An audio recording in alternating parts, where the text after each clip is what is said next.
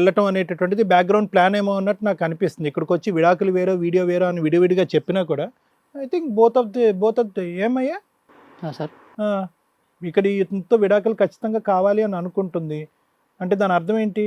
Sir ఎవరైనా ఏ అమ్మాయి అయినా తన భర్త చాడిస్టు ఒక సెక్స్ ఎడిక్టర్ నీ ఎంట్రీ తర్వాతే సాడిస్ట్ అయ్యాడు. నీ ఎంట్రీ తర్వాతే సాడిస్ట్ అయ్యాడు. అంతకుముందు బాగానే ఉన్నారు. ఆ వీడియో దొరికి 9 నెలలు అయింది. 9 నెలల కాడి నుంచి ఇతను డ్రింకింగ్ మొదలైంది. డ్రింకింగ్ మొదలైన తర్వాత అడగలేక తిట్టలేక కొడుతున్నాడు ఆ అమ్మాయిని. ఇది మనసులో పెట్టుకుని ఎక్కడికి చెప్పుకోలేక మంచోడు కాబట్టి. ఇంకోడైతే ఏం చేస్తాడు, నీకు తల కిందలు ఎలాడదీసి ఉండేవాడు. ఆ అమ్మాయికి ఒక 2 తగిలించి ఉండేవాడు. నేను ఆ అమ్మాయికి చెప్పాల్సినందుకు ముందే చెప్పాను సార్. ఏమని? ఉత్తమ భర్త ఎట్లా ఉండాలి, ఉత్తమ భార్య ఎలా ఉండాలని చెప్పావా? మనం మ్యారేజ్ చేసుకోము, మనది లవ్ కాదు, జస్ట్ మనం లైఫ్ లో అని కొన్నాళ్ళు బాబు, కలిసి అమ్మాయి కూడా అది ఉంటాము. ఒప్పుకుంటుంది. ఇప్పుడు వీళ్ళ భర్తని నువ్వు క్యారెక్టర్ అసాసినేషన్ చేస్తున్నావు కదా, నీ దృష్టిలో హస్బెండ్ అంటే ఎట్లా ఉండాలా? నీలాగా పెళ్ళిళ్ళు అయిపోయిన అమ్మాయిలు వెనకాల పడి వీడియోలు తీసుకుంటా కాదు మేడం, ఈ వీడియోలు అన్ని తీసి ఏం చేస్తాడో అదొక వ్యాపారం అన్నది కూడా ఈ కనుక్కోవాలి. అమ్మాయి అసలు ప్రాబ్లం ఏమన్నా ఉందేమో. ఎందుకంటే అది రేపు పొద్దుట చాలా చాలా అంటే చాలా సీరియస్ ఎలిగేషన్, డేంజర్ కూడా. ఇప్పుడు ఏదో మోజుతో వీళ్ళిద్దరు మాట్లాడుకుంటున్నారు కానీ రేపు తర్వాత మనం లీగల్ ఇష్యూస్ చెప్పినప్పుడు నిజంగా అబ్బాయిని జైల్లో వేయాల్సిన కేసు. నీ వీడియో పబ్లిక్ అయినా పర్లేదమ్మా? ఏంటమ్మా పబ్లిక్ అయినా అందుకే పర్లేదు? మిమ్మల్ని అడుగుతున్నా, ఏమన్నా సైకలాజికల్ గా పిల్లవన్నా, లేకపోతే అలా ఎందుకు ఎవరు మాట్లాడతారు? ఏమయ్యా నీ భార్య మొదటి నుంచి ఇంతేనే, ఈ మధ్యకాలం ఎలా ఈ అయిపోయింది? మధ్యకాలంలో ఇంకోటి అంటే భర్త నేను గుడ్డిగా నమ్మడం వల్ల సార్, నాతే చిరామని ఆ ఒక్క సూత్రంతో భర్త ఏంటంటే భార్యను నమ్ముతాడు సార్. దాంతో పాటే ఇది ఇట్లా అయిపోయింది సార్. నాకు అది కూడా డౌట్ రాకుండా కాదండి, ఇంత దిగజారి మాట్లాడగా మేము వెళ్ళిన అమ్మాయి ఒరిజినల్ క్యారెక్టర్ అని మేము అనుకోవట్లా. నిన్న అంటే మంచిది అనుకున్నా సార్ మేడం. అయితే తర్వాత ఏదో ఒక రోజు అదే మొబైల్ చూసిన తర్వాత అంతవరకు నాకు అవును, అప్పుడు అట్లా కనిపించింది. సడన్ గా ఇలా ఒక వ్యక్తి ట్రాప్ లోకి వెళ్ళిపోవడానికి కారణం ఏంటి? ఆ అమ్మాయి జీవితం సర్వనాశనం అయిపోద్ది. మీకు అర్థం కావట్లా. ఆవిడ మంచిదో చెడ్డదో ప్రొటెక్ట్ చేయడం మన బాధ్యత. ఎందుకంటే 2 పిల్లల తల్లి కదా. అప్పటి వరకు నాకు లైట్ వెళ్ళలేదు మేడం. ఆ వీడియో ఎప్పుడైతే ఏదో 11 నెంబర్ వచ్చింది, దాంట్లో వీడియో వస్తున్నా మీరు ఎందుకు అంత వీడియో చూసినాక ఇంట్లో వాళ్ళు పిలిచి అమ్మాయి కౌన్సిలింగ్స్ కావాలా ఏం కావాలా ఎవరికి చెప్పుకోలేను మేడం.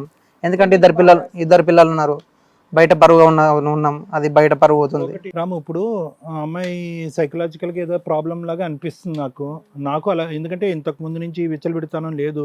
ఈ మహానుభావుడు ఏం మసిపూసి మారేడుగా చేశాడో నాకైతే అర్థం కావట్లేదు. బహుశా వీడియో బ్యాక్గ్రౌండ్ లో చూసి పెట్టి బ్లాక్మెయిల్ చేస్తున్నాడా, దానివల్ల ఆ అమ్మాయి గుడ్డిగా ఒప్పుకుంటుందా అనేది కూడా నాకు తెలియదు. మారితే కనుక ఆ అమ్మాయిని స్వీకరించడానికి మీరు రెడీ అయినా? ఆ అమ్మాయి మానసిక పరిస్థితి బాగాలేదు, 2 పిల్లల తల్లి అని అనుకుంటున్నాను. ఆ అమ్మాయి మారి మీ దగ్గరికి వస్తే మీకు ఓకేనా అమ్మాయి అని అడుగుతున్నాను. ఆమె మారి మంచిగా ఉంటా అంటే ఓకే సార్, కానీ ఇప్పుడు ఏమో ఇట్లా చేస్తా అంటే నాకైతే ఉండొచ్చు సార్. సార్ అందులో వాళ్ళిద్దరూ అక్కడ వరకు ఉంది తప్ప విడిగా ఏమీ లేదు. మేబీ అది ఉందా లేదా అనేది మనం ఒకసారి క్లారిటీ తీసుకుందాం. లేదు ఇది ఇప్పుడు ఏ భర్తకైనా మేడం ఒక అన్నోన్ పర్సన్ తోటి వెళ్తుంటే మనకి ఇది అనిపిస్తుంటది. కరెక్ట్, మిమ్మల్ని అసలు మేమేం అనట్లేదండి, మీకు కానీ 100% అప్పుడు ఇదంతా కూడా నా పిల్లలను చూసి వాళ్ళని చూసి నేను మారుతి ఇక్కడ నుంచి ఈవిడ మారతాను అంటే ఆలోచిద్దాం అంటున్నారు. నువ్వేమంటావమ్మా? ఒకసారి ఆలోచించుకో. 2 పిల్లల తల్లివి నువ్వు ఇలా పిచ్చిగా ఎందుకు మాట్లాడుతున్నావు అనేది నాకు చాలా ఆశ్చర్యంగా ఉంది. నీ బ్రెయిన్ ఏమైనా కొద్దిగా డిస్టర్బ్ అయిందా? నాకేం బ్రెయిన్ కాలేదు, డిస్టర్బ్ కాలేదు సార్. టార్చర్ ఎక్కువైపోయింది సార్. అతను టార్చర్ అంటే కనుక తెలిసిన తర్వాతే కదమ్మా తాగొచ్చి టార్చరు. నువ్వు ఆ వీడియో చేయటం కరెక్టా? చెప్పు ఆ వీడియో చేయటం కరెక్టా? కరెక్టా? ఆ అమ్మాయి వీడియో ప్లే చేసిన తర్వాత ఆవిడ ఎక్స్ప్రెషన్ అలాగే ఉంది, తెలిసిన ఆవిడ ఎక్స్ప్రెషన్ అలాగే ఉంది. దేనికైనా ఓకే అన్నట్టుగా ఇలా ఉంది ఆవిడ. ఇది కథ కాదు జీవితం ప్రోగ్రామ్ ని అందరికంటే ఒక రోజు ముందుగా చూడాలి అనుకుంటే హిట్ టీవీ యాప్ ని డౌన్లోడ్ చేసుకోండి.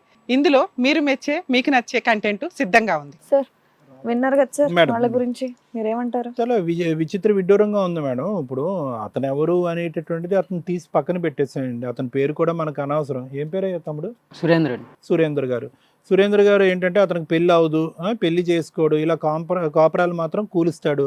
ఇప్పుడు నిజంగా నాకు ఒకటి అనిపిస్తుంది, ఈ రాధా విషయంలో either she's gone to A state of mind wear అంటే ఒక 2 పిల్లల తల్లి అనుకున్నటువంటి ఒక పరిస్థితిలో వెళ్ళి ఒక మగవాడు బయటవాడు వేసేటటువంటి ఒక వల్లో ఇరుక్కున్న తర్వాత అటువంటి వీక్ సందర్భంలో వెళ్ళి కాంప్రమైజ్ అయ్యి ఒక చెడు వీడియో తీసుకున్న తర్వాత ఇక్కడ కూర్చుని గిల్ట్ ఫీల్ అవుతే కనుక ఏ ఆడపిల్లనే ఇదే మానసిక పరిస్థితిలో ఉంటుందని అనిపిస్తుంది. నీ మీద నాకు కోపం రావట్లేదమ్మా, జాలేస్తుంది, బాధగా ఉంది.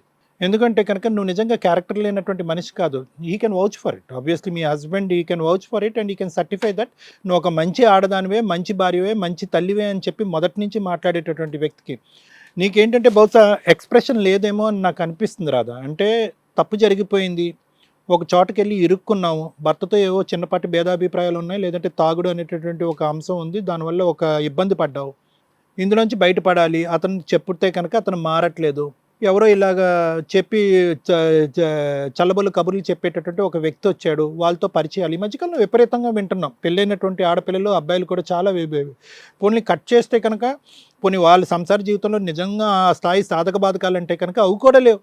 చిన్నపాటి తగాదాలకి మనస్పర్ధలు పెంచుకోవటం, మనసు విరగొట్టుకోవటం, ఆ బాధని ఎక్కడైతే కక్కాలో అక్కడ ఎక్కడైతే కక్కకూడదో అక్కడ కక్కుతున్నారు. ఇప్పుడు ప్రాబ్లం ఎక్కడొచ్చిందంటే కనుక పోయి తల్లికో నాన్నకో అంటే కనుక పెళ్ళి కదమ్మా, పెళ్ళి అయిపోయింది కదమ్మా, 2 పిల్లలు కదమ్మా, సర్దుకుపో అని చెప్పి పెద్దవాళ్ళు అంటారు.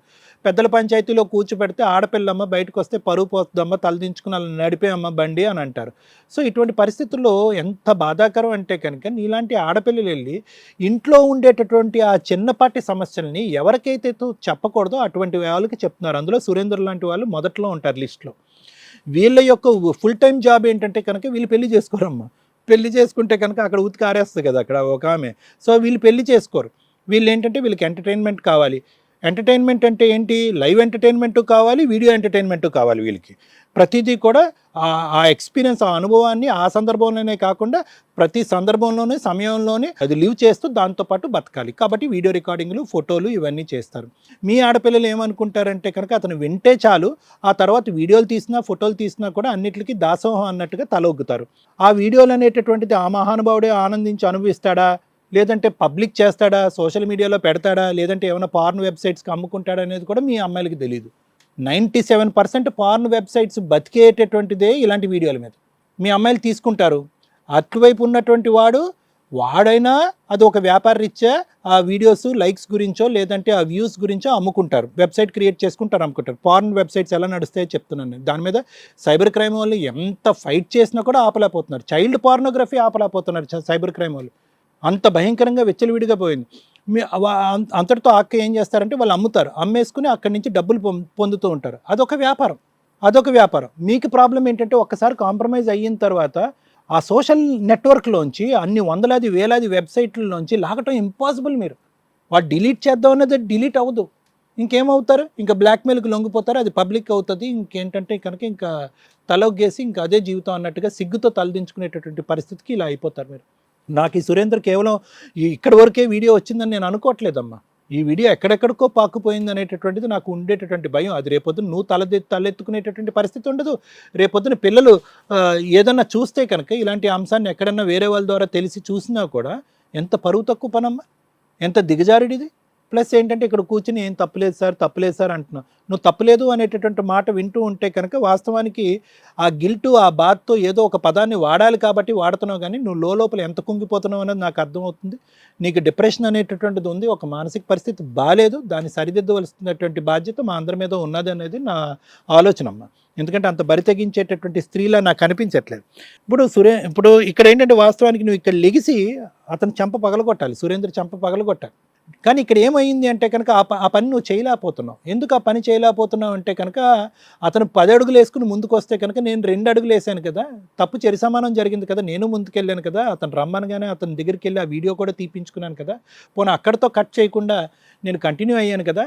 నేను ఈరోజు డివోర్స్ తీసుకుని ఇతన్ని విముక్తి చేస్తాను, తప్పు చేయనటువంటి ఈ భర్తను విముక్తి చేస్తాను, టార్చర్ అనిపిస్తున్నాడు అని చెప్పి టార్చర్ అనేటటువంటి పదం వాడేసి అతని దగ్గరికి డివోర్స్ తీసుకుంటే కనుక అప్పుడు అతను ఇక్కడి నుంచి బయటపడి అట్లీస్ట్ ఆ భర్తకు ఒక జీవితాన్ని, ఆ పిల్లలకు ఒక గౌరవాన్ని ఇద్దామనే ఉద్దేశంతో తీసుకున్న నిర్ణయంలాగే నాకు అనిపిస్తుంది. కానీ ఏదో ఇదంతా అయిన తర్వాత సురేందర్ అనేటటువంటి వ్యక్తితో వెళ్ళిపోదామని కాదు.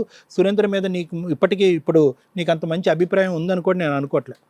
రాము, నాకేమనిపిస్తుంది అంటే రాము, ఇప్పటికీ కూడా ఓకే, తప్పు చేసినటువంటి ఆడపిల్ల ఈ విధంగా మీరు సమర్థిస్తారని మాకు తెలుసు డాక్టర్ గారు. మీ వేదిక ఆడవాళ్ళ వైపు మీరు ఒక మొగ్గు చూపెడతారు, మంచితనాన్ని చూపెడతారు, వాళ్ళని గౌరవించండి అని అంటారు అనేటటువంటి ఒక ఆలోచన ఉన్నా కూడా ఈ అమ్మాయి విషయంలో మేము సపోర్ట్ చేయాలన్నట్టే అనుకుంటున్నాను. ఎందుకంటే మొదటి నుంచి ఈ అమ్మాయి మాట్లాడేటటువంటి మాటల్లో అమాయకత్వం, తెలియతనం, లేదంటే మోసపోయినందుకు గిల్టీ కనిపిస్తుంది. కానీ ఏదో కన్నింగా నంగనాచిలాగా చేసేటటువంటి వ్యవహారం, లేదంటే అబ్బాయిలకు అలవాటు పడేటటువంటి ఇంతకుముందు మేము చూసేటటువంటి కథల్లో ఆ అబ్బాయిలకు అలవాడేటటువంటి వ్యక్తిత్వం అలాంటిది నాకు కనిపించట్లేదు.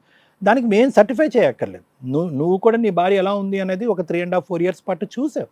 ఈ లాస్ట్ 5th yearలోనే ఈ అమ్మాయి యొక్క వ్యక్తిత్వం, ఆలోచన శైలి మారింది అనేది నా అభిప్రాయం. కాబట్టి ఆ అమ్మాయికి ఖచ్చితంగా ఆ కౌన్సిలింగ్, ఆ ట్రీట్మెంట్ అనేది అవసరం అని నాకు అనిపిస్తుంది. ఆ కౌన్సిలింగ్ ట్రీట్మెంట్ ఇప్పించిన తర్వాత ఆ అమ్మాయికి ఒక క్లారిటీ వస్తుంది, తను చేసినటువంటి తప్పు ఏంటి అనేటటువంటిది ఆలోచన వస్తుంది, తన పద్ధతిని మార్చుకుంటుంది, మీతో హ్యాపీగా కలిసి ముందుకు ప్రయాణం చేయటం. ఇది కూడా నేను ఎందుకు అంటున్నాను అంటే కనుక మీరు ఆ ఆప్షన్ ఓపెన్ చేశారు కాబట్టి. మారి వచ్చేటట్టయితే కనుక నా భార్యని నేను స్వీకరించడానికి రెడీ సార్ అని మీరు ఒక ఆలోచనతో ముందుకు వచ్చారు కాబట్టి దానికి నేను ఎడిషనల్గా సపోర్ట్ ఇస్తానని నేను అంటున్నాను రాము. అది బహుశా సురేందర్ లాంటి వాళ్ళ గురించి నాకంటే లాయర్ మేడమే బాగా మాట్లాడగలరు. ఎందుకంటే కనుక అతను కొన్ని భయంకరమైనటువంటి స్టేట్మెంట్స్ ఇక్కడ మాట్లాడుతున్నాడు. ఏ యూట్యూబ్ ఓపెన్ చేసినా, ఏ వెబ్సైట్ ఓపెన్ చేసినా మగవాళ్ళు ఏ ఆడవాళ్ళతో అయినా విచ్చలవిడిగా తిరగచ్చు, పెళ్ళైన వాళ్ళతో కానీ పెళ్లి కానటువంటి వాళ్ళతో కానీ. అలాగే ఆడవాళ్ళతో మగవాళ్ళతో కూడా విచ్చలవిడిగా తిరగచ్చు. పెళ్ళి అనేటటువంటిది ఒక తూతూ మంత్రం లాంటిదే. ఇక్కడ కోర్టులే ఇలా చెప్పినప్పుడు మీరెవరండి అడగటానికి అనే విధంగా మాట్లాడేటటువంటి ఈ వ్యక్తికి ఎలా మొట్టాలో అనేది నాకంటే బాగా లాయర్ మేడమే చెప్తారు. ఎందుకంటే ఇలాంటి వాళ్ళు ఇదొక వ్యాపారం మేడం. ఒక ఆనందం, ఒక వ్యాపారం. ఆనందం ఏంటి అనేది మనం ఆల్రెడీ చూసాం, వ్యాపారం ఏంటి అనేది కూడా నేను చెప్పాను. ఇది సో ఇటువంటి వాళ్ళు ఇంకొద్దుకు ముందుకు పోయి ఏం చేస్తారంటే బ్లాక్మెయిల్ టాక్టిక్స్ చేస్తారు. ఈ అమ్మాయి అంటే కనుక సింపుల్గా డైవర్స్ ఇచ్చేయండి, నేను పోతాను నా దారిని అంటుంది. కానీ ఇంకొంతమంది ఏం చేస్తారు, ఇలాంటి వాళ్ళు ఈ వీడియో చూపెడుతూ నువ్వు నీ మొగుడికి చూపెట్టాలా, లేదంటే నువ్వు నాకు ఈ ₹1,00,000 ఇస్తావా, లేదంటే 2 లక్షలు ఇస్తావా, ఈ వ్యాపారం కూడా చేస్తారు. సో ఇటువంటి వాళ్ళకి బహుశా ఏ విధమైనటువంటి శిక్ష పడచ్చు, ఏ విధమైనటువంటి లీగల్ యాక్షన్ మనం తీసుకోవచ్చు అనేటటువంటిది లాయర్ మేడం చెప్పాలి. నేను మాత్రం ఖచ్చితంగా ఈ అమ్మాయికి కావాల్సినటువంటి సపోర్ట్స్ ఇస్తాం మేడం. కావాలంటే కౌన్సిలింగ్ చేసి కుటుంబాన్ని కలిపేటటువంటి ప్రయత్నం చేద్దాం. Thank you sir. Madam, hit TV app, ఇందులో short news, live news, entertainment shows, movies, digital magazines తో పాటు మీ జిల్లా వార్తలను కూడా ఫ్రీగా చూడొచ్చు.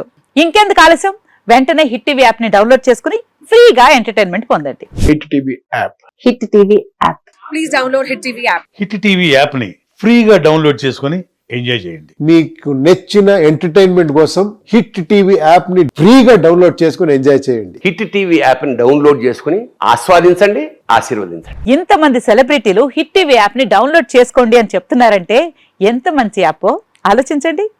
అమెరికా అమెరికా అమెరికా అమెరికాలో చదవాలనుకునే వాళ్ళకి విశ్వసనీయమైన పేరు మన శౌర్య కన్సల్టెన్సీ. UK లో 1 year masters, UK లో 1 year masters, 2 years work permit up to 5 years visa. Contact Shaurya Consultancy. Contact 89851 89851.